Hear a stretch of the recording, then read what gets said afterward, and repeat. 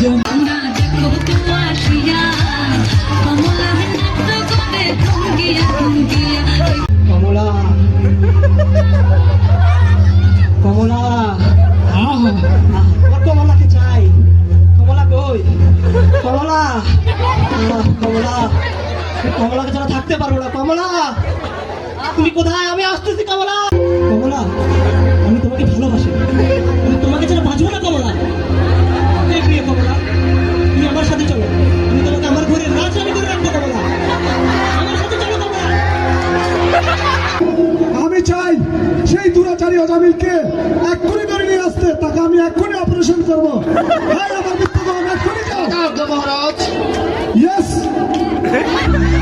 নাম সংকীর্তনে সর্ব পাপ প্রণাশনম। অজামিলের সমস্ত পাপ চলে গেছিল, তোমরা সেটা বুঝতে পারো নাই। হরে কৃষ্ণ। অমল পুরাণ শ্রীমদ ভাগবতম কি।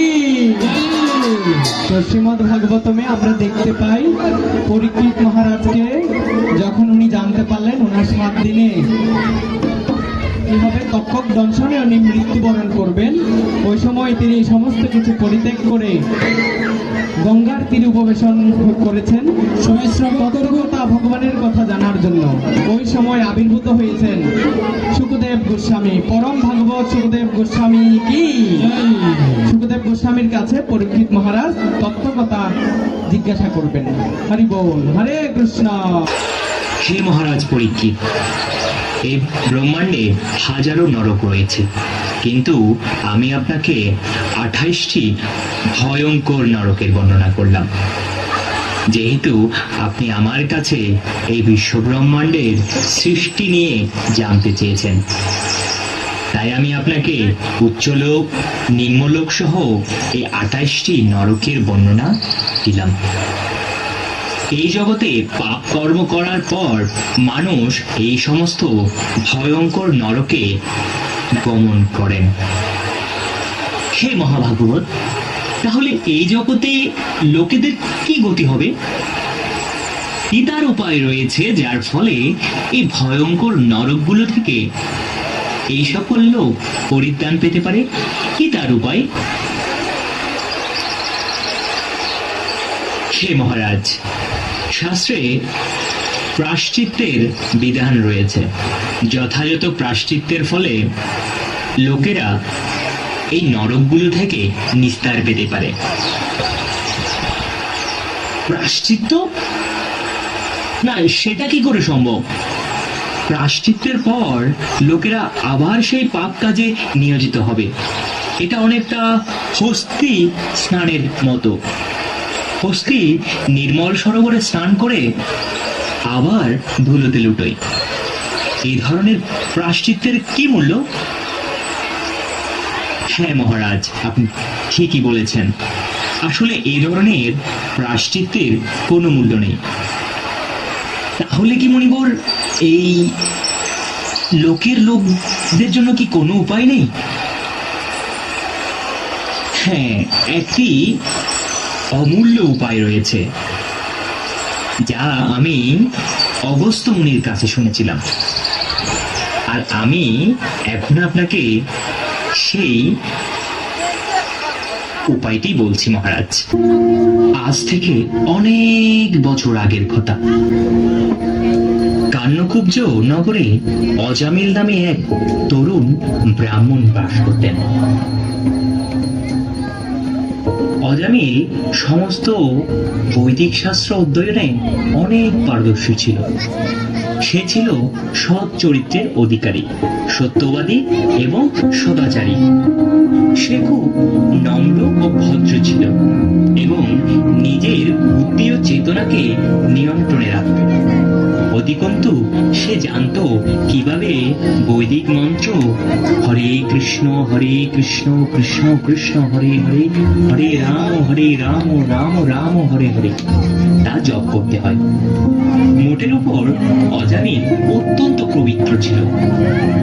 সে সবসময় তার গুরুদেব, অতিথি ও গুরুজনদের সম্মান করত। তার কোনো অহংকার ছিল না। সকল প্রকার জীবের প্রতি সে সদয় ছিল এবং কখনোই কাউকে হিংসা করত না। এবং পুজোর কাজে সেই তার বাবাকে সহযোগিতা করত।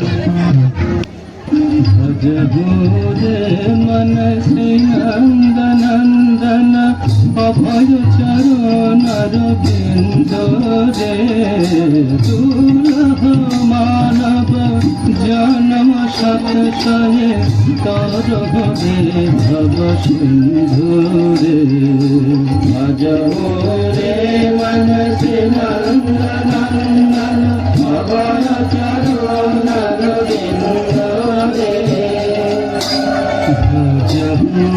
রে মন শ্রী নন্দনন্দন অভয় চরণর বিন্দ রে দুর্লভ মানব জন্ম সৎসয়ে তার ভব সিন্ধু রে শীতলা তপ ভাত করে খনে দিনয়ামিন জাগি রে বিফলে সে দিন কৃপণ দুরজন চবল শুকলাভ লাগি রে ধন যৌবন পুত্র পরিজন ইথে কি আছে পর পিতরে কমল দল জল জীবন টল বল ভজাহু হরি পদ ভিতরে শ্রবণ কীর্তন স্মরণ বন্দন পদ সেবন দাসী রে पूजन सखी जन आत्मनिवेदन हरि पद अभिलाषी रे भज मोरे मनसि नन्दनन्दन अभय चरणर बिन्द रे दुर्लभ मानव जन्म सत्सये हरे भव হে পুত্র, ভগবানের নাম করার জন্য ব্রহ্ম মুহূর্ত হচ্ছে সবচেয়ে শ্রেষ্ঠ সময়। ব্রহ্ম মুহূর্ত মানে সূর্য উদয়ের 1.5 ঘন্টা আগের সময়কে বোঝায়। তাই আমাদের উচিত এই ব্রহ্ম মুহূর্তে পরমেশ্বর ভগবান শ্রীকৃষ্ণের বা শ্রী হরির দিব্য নাম হরে কৃষ্ণ কৃষ্ণ কৃষ্ণ হরে হরে হরে রাম রাম রাম হরে হরে তা জপ করা। হ্যাঁ বাবা, আপনি ঠিক বলেছেন। আমি সবসময় চেষ্টা করি তা করার জন্য। হ্যাঁ পুত্র, আমি জানি তুমি তা করো। এখন যাও তো, গিয়ে বন থেকে ভগবানের আরতির জন্য কিছু পুষ্প নিয়ে আসো। আমি ভগবানের দর্শনের জন্য ভগবানের শৃঙ্গার করছি। আগে পিতা, আমি যাচ্ছি।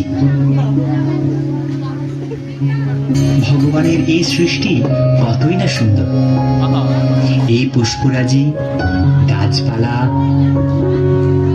ফল ফুল, নদী, সমুদ্র, এই পাহাড় আর এই সুনীল আকাশ, ভগবানের সৃষ্টি কতই না সুন্দর।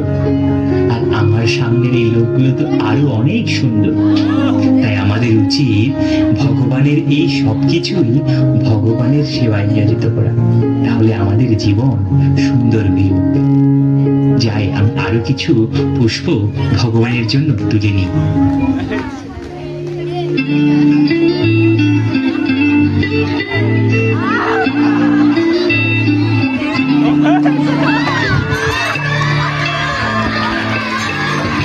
হরিবল বিশেষ আকর্ষণ মায়া দেবী। Ah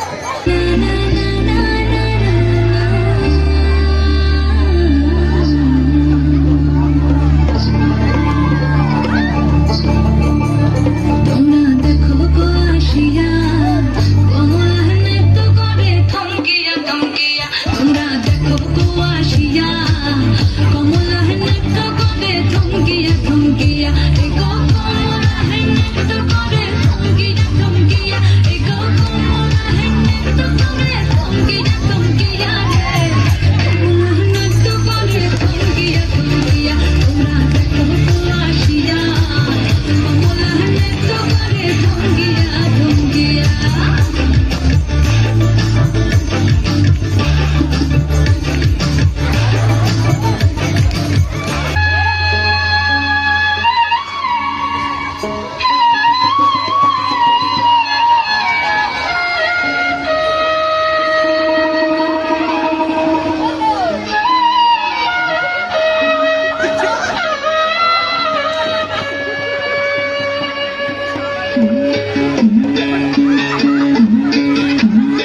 নিশা লাগিল রে নিশা লাগিল রে মহা দুই নয়নে নিশা লাগিল রে নিশা লাগিল রে নিশা লাগিল রে মহা দুই নয়নে নিশা লাগিল রে আসন রাজা ফিয়ারির প্রেমে মোর দিল রে আসন রাজা ফিয়ারির প্রেমে মোর দিল রে নিশা লাগিল রে নিশা লাগিল রে মহা দুই নয়নে নিশা লাগিল রে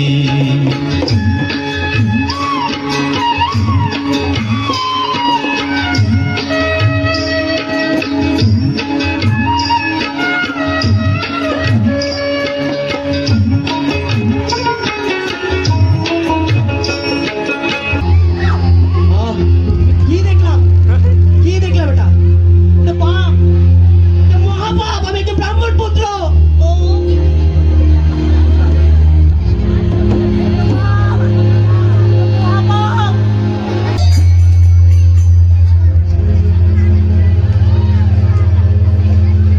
কমলা কমলা আমার কমলাকে চাই। কমলা কই?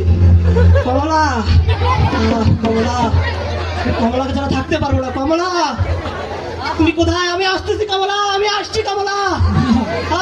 কমলা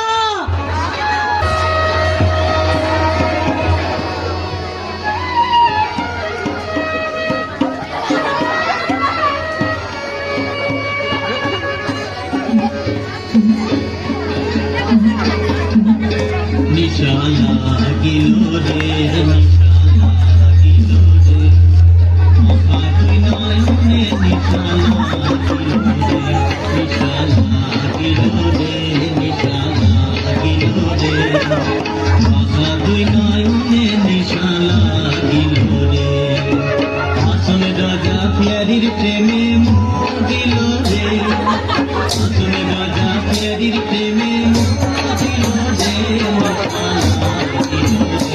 নিশা লাগিল রে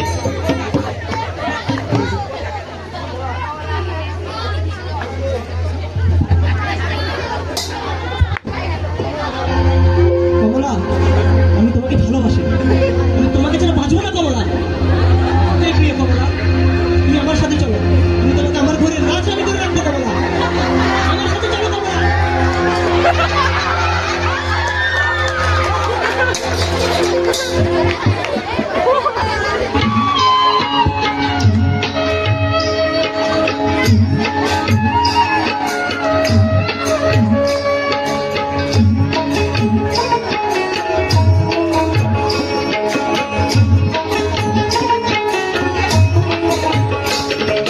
ছটফট করে আসন রাজা দেখিয়া তার ছটফট করে আসন রাজা দেখিয়া তার এইভাবে অজামিল তার তরুণী সতী সাবিত্রী স্ত্রীকে পরিত্যাগ করে সেই বেশ্যার সাথে সংসার করতে লাগলেন এবং সকল ব্রাহ্মণোচিত সদ্রূপ হারিয়েছিলেন। চুরি, ডাকাতি, জোয়া খেলার মতন বিভিন্ন দুষ্কর্মের মাধ্যমে অজামিল তার জীবনযাপন করতে লাগলেন। তুমি তার এই যে চুরি ডাকাতি জুয়া খেলার যে অর্থ সামগ্রী, এই অর্থ সামগ্রী দিয়ে তিনি তার জীবন অতিবাহিত করতে লাগলেন। ইতিমধ্যে অজামিলের অনেকগুলো স্ত্রী ও লালন পালনের জন্য সেই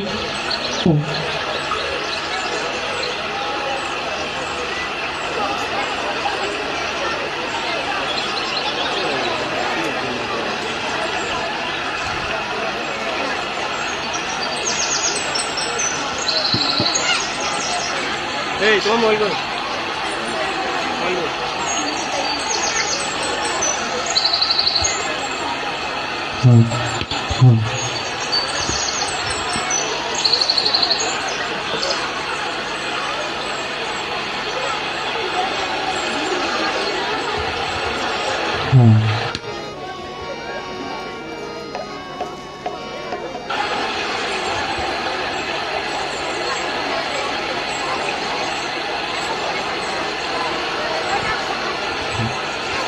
ইতিমধ্যে অজামিল অনেকগুলো পুত্র হয়।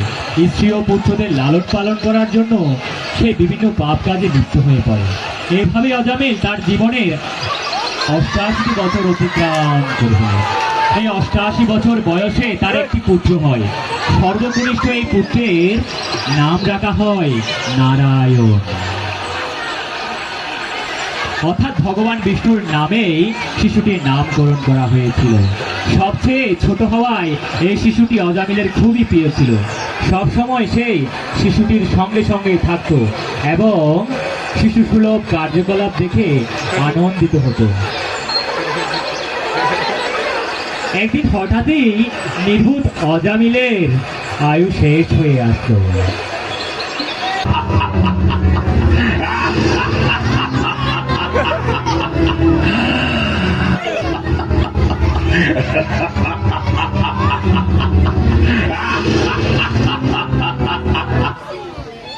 আমি হচ্ছে যমরাজ, সেই দ্বাদশ মহাজনের একজন। আমি মৃত্যুর প্রতীক, স্বয়ম্ভু। শাস্ত্রে বানানো হয়ে রয়েছে সেটা। স্বয়ম্ভু নারদ শম্ভু কুমার কপিল মনু প্রহ্লাদ জনক বিষ্ণু বলির বয়াস কি বয়ম। অর্থাৎ আমি হচ্ছে সেই যমরাজ। আমি সবার মৃত্যুর কারণ। আমি সবাইকে চাইলে মৃত্যুদণ্ড দিতে পারি। কর্ণকুচ্চব নারক এক গ্রামে রয়েছে অজামিল নামক এক বিখ্যাত দুরাচারী। হে আমার মিত্রগণ, কোথায় আছো তোমরা? হে আমার অনুচর, কোথায় আছো? হে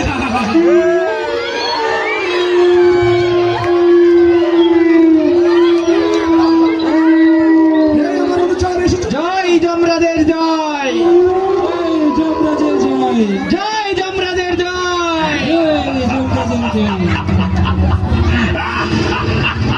জয় মহারাজ যমরাজের জয়, জয় মহারাজ যমরাজের জয়। হে আমার মিত্রগণ, তোমরা এসেছো? Thank you. আমি শুনেছি কর্ণকুব্জ নামক গ্রামে এক পাষণ্ডী রয়েছে। সে সর্বদা আমিষাহার, দুতুকিরা, মদ, গাঁজা, আফিম এবং বিশ্বাসঙ্গ করতে করতে তার জীবন অতিবাহিত করছে। সেই শুনেছি সেই ব্রাহ্মণ ছিল পূর্ব জীবনে। আমি চাই সেই দুরাচারী অজামিলকে এক্ষুনি ধরে নিয়ে আসতে। তাকে আমি এক্ষুনি অপারেশন করবো। হ্যাঁ আমার মিত্রগণ, এক্ষুনি যাও। মহারাজ। ইয়েস, যাও। যমরাজের জয়। ব্রাহ্মণোচিত সকল ধর্ম ত্যাগ করে অজামিলের সময় শেষ হয়ে আসছে। মৃত্যু তার সন্নিকটে, সে মৃত্যুকে দেখতে পাচ্ছিল এবং সে তার পাপ কাজের কথা স্মরণ করতে লাগলো। পাত্রকে এখন সে জরাজীর্ণ সে শরীর নিয়ে অনেক কষ্টে জীবন যাপন করতে লাগলো।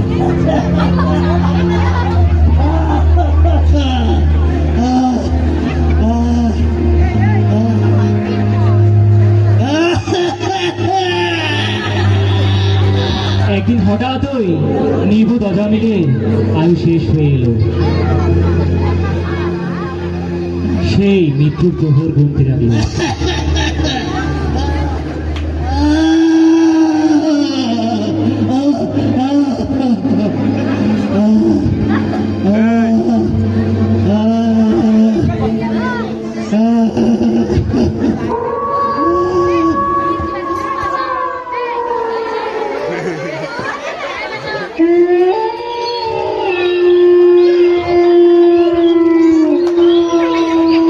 অজামিল দেখতে পেল যে কয়েকজন বিকৃত মুখের ভয়ঙ্কর দর্শন পুরুষ তাকে জমালয়ে নিয়ে যাওয়ার জন্য এসেছে।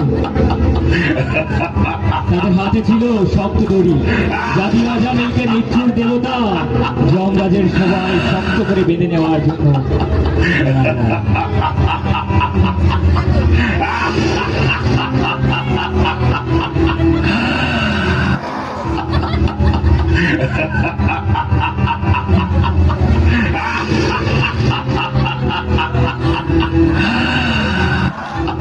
এইরকম ধূতির অবস্থা দেখে অজামিল হতভূত হয়ে গেল। স্নেহ বশীভূত হয়েছে তার প্রিয় পুত্র।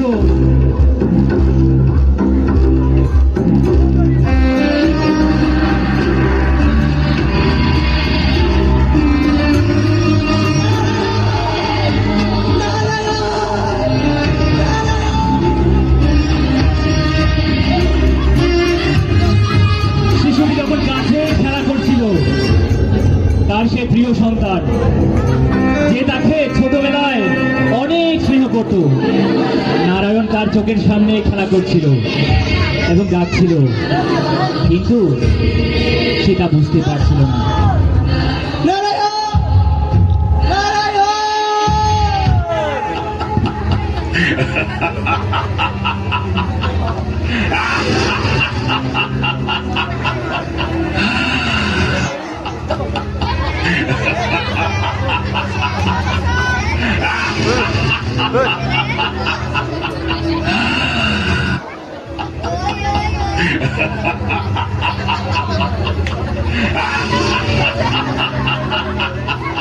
অজামিল জোরে জোরে শিশুটির নাম ধরে ডাকতে লাগলো, নারায়ণ, নারায়ণ।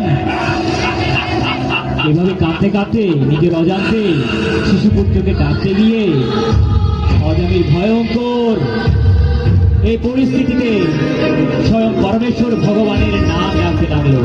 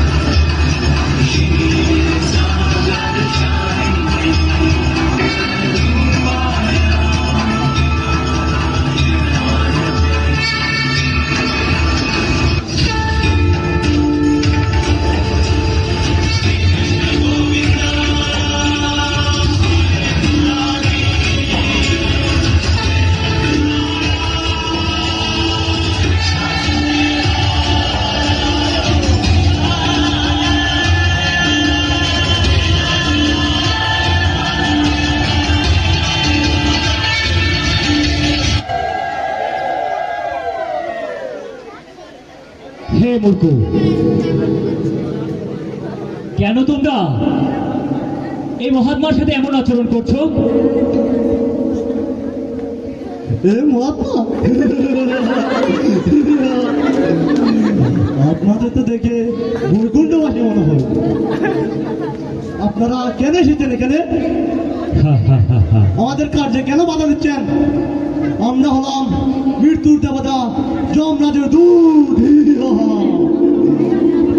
সত্যি যমরাজের সেবক হয়ে হও, তাহলে আমাদের কাছে ধর্মের স্বরূপ এবং অধর্মের লক্ষণ বলো। আমাদের কাছে বলো জন্ম এবং মৃত্যুর চক্রের অর্থ কি, কারাই চক্রে প্রবেশ করবে আর কারা করবে না। চন্দ্র, সূর্য, বায়ু, অগ্নি, পৃথিবী, পরমাত্মা, এই সবই জীবের সব কাজের সাক্ষী। এইসব সাক্ষীর দ্বারা বিখ্যাত অধর্ম আচরণকারীরাই দণ্ড পাবে। সকাম কর্মে লিপ্ত প্রতিটি ব্যক্তি তাদের পাপ কর্ম অনুসারে দণ্ড পাবে। বাস্তবিক পক্ষে জীবাত্মা আধ্যাত্মিক জগতে ভগবানের নিত্যদাস হিসেবে থাকে। যখনই ভগবানের সেবা থেকে সরে যায় তখনই তারা জড়জগতে প্রবেশ করে। জড়া প্রকৃতির সত্য, রজ এবং তম এই তিনটি গুণের দ্বারা গঠিত। এই জড়া প্রকৃতিকে উপভোগ করার ইচ্ছার জন্য জীবেরা এই তিনটি গুণের দ্বারা আবদ্ধ হয়। এই তিনটি গুণের আবদ্ধ হওয়ায় প্রকৃতি অনুযায়ী জীবাত্মা উপযুক্ত দেহ ধারণ করে। সত্য গুণে আবদ্ধ হলে দেবতার দেহ লাভ করে, রজগুণে আবদ্ধ হলে মনুষ্য দেহ লাভ করে, তমগুণে আবদ্ধ হলে নিম্নতর পশু দেহ লাভ করে। এইসব সেই শরীরের মতন যা আমরা স্বপ্নে অনুভব করে থাকি। একজন মানুষ যখন ঘুমায় সে তার প্রকৃত পরিচিতি ভুলে যায়। ঘুমের মধ্যে স্বপ্নে দেখতে থাকে যে সে রাজা হয়ে গেছে। শোবার আগে সে কি করেছিল তা সে মনে করতে পারে না। এমনকি ঘুম থেকে উঠে সে কি তাও সে ভাবতে পারে না। এইরকমই যখন আত্মা কোনো অস্থায়ী জড়দেহে প্রবেশ করে তখন সে তার আসল আধ্যাত্মিক পরিচয় ভুলে যায়। এমনকি জড়জগতের আগের জন্মের কথাও সে স্মরণ করতে পারে না। যদিও অধিকাংশ মানুষ আত্মায় 84 লক্ষ জুনি দেহান্তরিত হয়েছে। আত্মা এইভাবে জন্ম মৃত্যুর চক্রে আবর্তিত হতে থাকে। এক জড় শরীর থেকে অন্য জড় শরীরে দেহান্তরিত হয়ে মানব জন্ম, পশু জন্ম এবং দেবতাদের জন্ম লাভ করে। আত্মা দেব শরীরে প্রবেশ করলে খুব খুশি হয়। মানব শরীরে লাভ করলে সে কখনো সুখী হয়, কখনো দুঃখী হয়। আবার পশু শরীর লাভ করলে সে সবসময় ভয়ে ভীত হতে থাকে। এইসব অবস্থাতে আত্মাকে জন্ম, মৃত্যু, জরা, ব্যাধি ভোগ করে ভয়ঙ্কর কষ্ট পেতে হয়। এই দুঃখজনক অবস্থাকে সংসার বলে। অর্থাৎ বিভিন্ন প্রজাতির জীবনের মাধ্যমে আত্মার দেহান্তর। মূর্খ দেহস্থ আত্মা তার নিজের চেতনা বা মনকে বসে রাখতে পারে না। তাই না জানলেও তারা জড়া প্রকৃতির গুণ অনুসারে কাজ করতে বাধ্য হয়। তারা রেশম পোকার মতো। রেশম পোকারা নিজেদের লালা দিয়ে খুকুন তৈরি করে সেই খুকুনেই আটকে যায়। জীবাত্মাও নিজের সকাম কর্মের জালে নিজেই আটকে যায়। তারপর আর নিজেকে মুক্ত করার কোনো পথ খুঁজে পায় না। যুক্তি ও তর্কে সবসময় পারদর্শী বিষ্ণুদূতেরা যমদূতদের বক্তব্য শুনে বললেন, এটা কতটা খানি বেদনাদায়ক। যারা ধর্মের পালক তারা অনর্থক এক নিষ্পাপ ব্যক্তিকে দণ্ড দিচ্ছেন। অজামিল তার সকল পাপ থেকে মুক্ত হয়েছেন। প্রকৃতপক্ষে তিনি কেবল এই জীবনের পাপই প্রায়শ্চিত্তই করেননি, মৃত্যুর সময় বিবশ হয়ে নারায়ণের দিব্য নাম উচ্চারণ করার ফলে তার কোটি কোটি জন্মের পাপ ভস্মীভূত হয়েছে, যার ফলে তিনি এখন শুদ্ধ হয়ে মুক্তি লাভের যোগ্য হয়েছেন। বর্তমান কলহ ও কপটতার যুগে যদি কেউ পুনরাবর্তনের চক্র থেকে মুক্তি পেতে চায় তবে তাকে হরে কৃষ্ণ কৃষ্ণ কৃষ্ণ হরে হরে, হরে রাম রাম রাম হরে হরে এই মহামন্ত্র জপ করতে হবে। ভগবানের দিব্য নাম জপ করে যদি কেউ দুর্ঘটনায় বা হিংস্র পশুর আক্রমণে বা কোনো অসুখে মারা যায় অথবা কোনো অস্ত্রের দ্বারা আঘাতে মারা যায়, তবে সে তৎক্ষণাৎ পুনর্জন্মের চক্র থেকে মুক্ত হয়ে যায়। অগ্নি যেমন তৃণরাশিকে ভস্মীভূত করে, তেমনই জ্ঞাতসারে বা অজ্ঞাতসারে ভগবানের নাম কীর্তন করলেই সকল পাপ থেকে মুক্ত হওয়া যায়। এভাবে বিষ্ণুদূতদের কথা শ্রবণ করে যমদের দূত জমালয়ে প্রবেশ করলেন। অজামিল বিস্মিত হয়ে ভাবল, আমি এই কি স্বপ্ন দেখেছিলাম, নাকি এটাই বাস্তব? আমি দেখেছিলাম ভয়ঙ্কর দেখতে কিছু পুরুষ লোক দড়ি নিয়ে আমাকে বেঁধে নিয়ে যেতে এসেছিল। তারা কোথায় গেল? আর সে সুদর্শন 4 পুরুষ যারা আমাকে বাঁচালো, তারাই বা কোথায় গেল? অজামিল তখন তার অনুশোচনা করতে লাগলো এবং হিমালয় পর্বতে গিয়ে ভগবত সেবায় নিয়োজিত হয়ে ভগবানের দিব্য নাম করতে লাগলো। এবং এক সময় অজামিলের দেহ এই জড়জগৎ ছাড়ার উপক্রম হলো।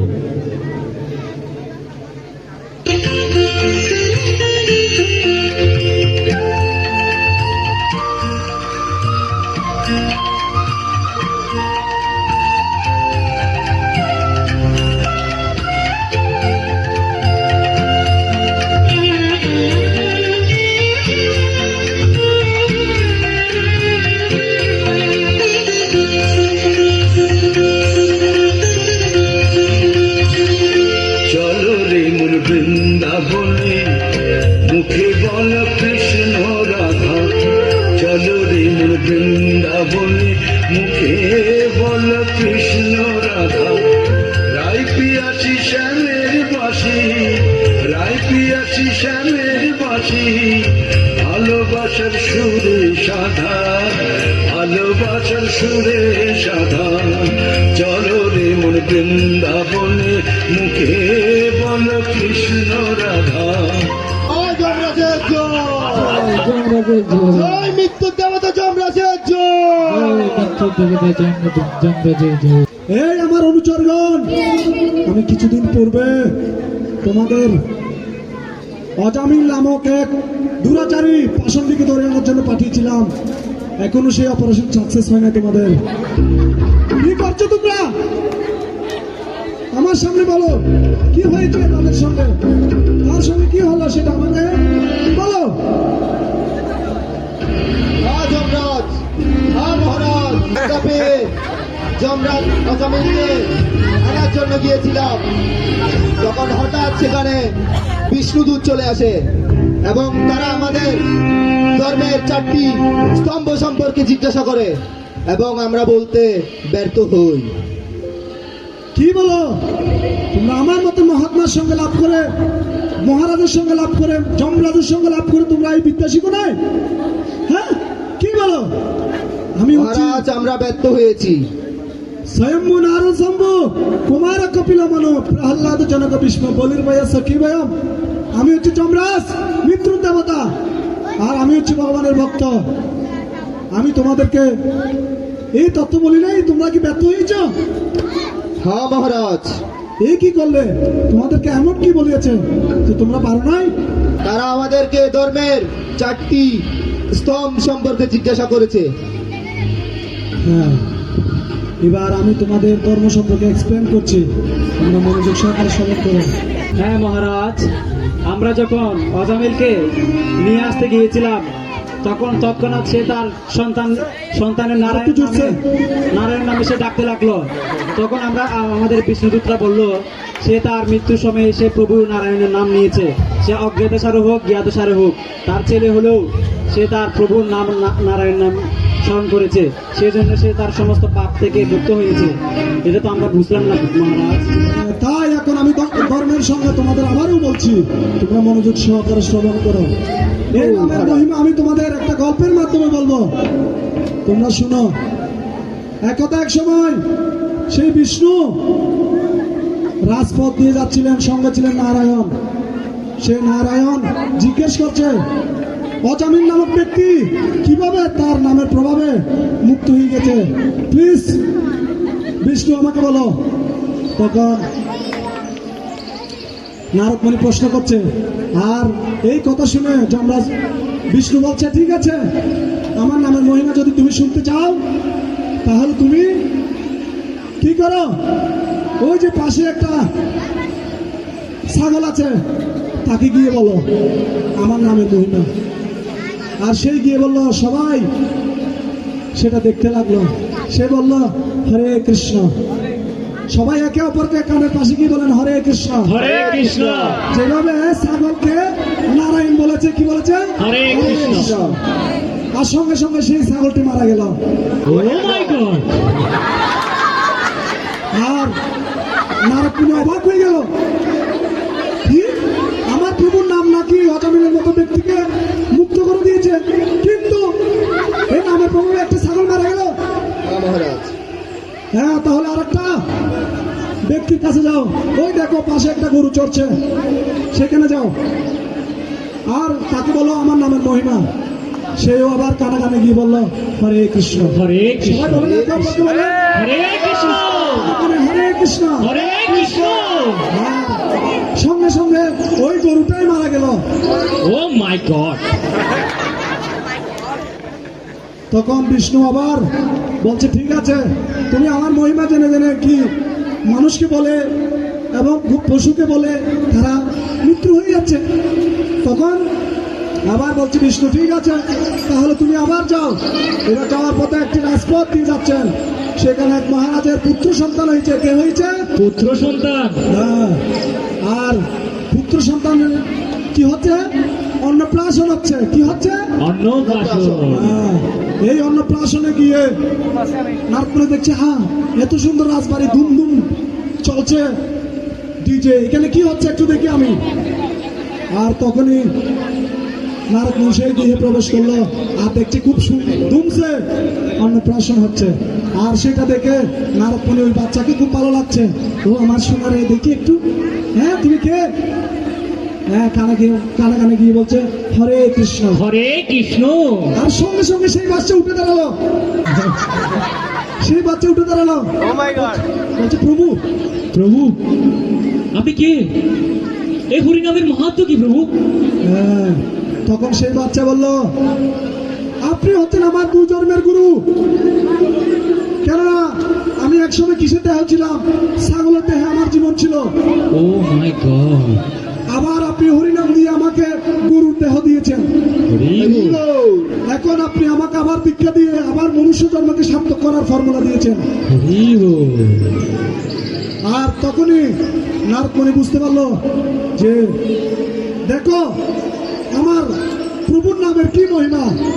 অজ্ঞানত অথবা জ্ঞানত উত্তম শ্লোক নামিয়ত। কেউ যদি জেনে হোক না জেনে হোক, যেভাবে অগ্নিতে আগুনে হাত দিলে হাত চলে যাবে, ঠিক আমার প্রভুর নামই সেভাবে চলে যাবে।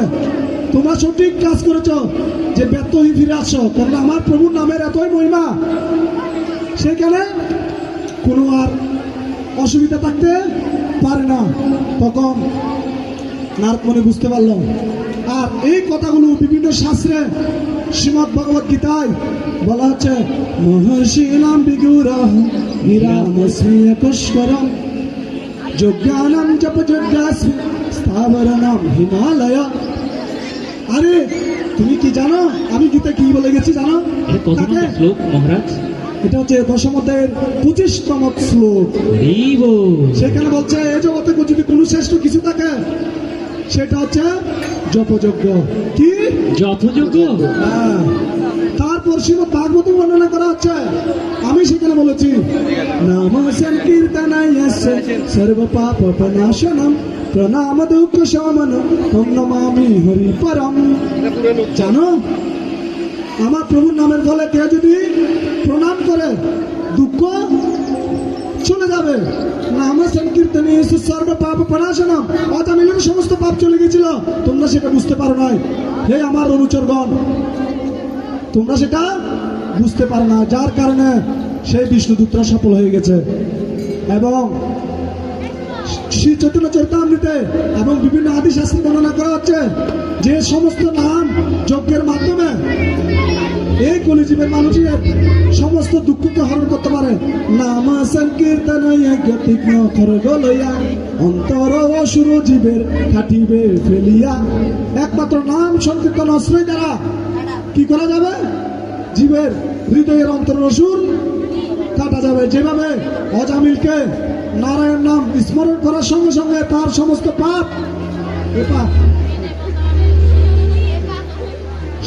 পাপ হরণ করে নিয়েছে, ঠিক সেই রূপ আমার প্রভুর নামের প্রভাবে এই সমস্ত প্রত্যেকটা জীব তার দুঃখের থেকে পরিত্রাণ লাভ করতে পারে।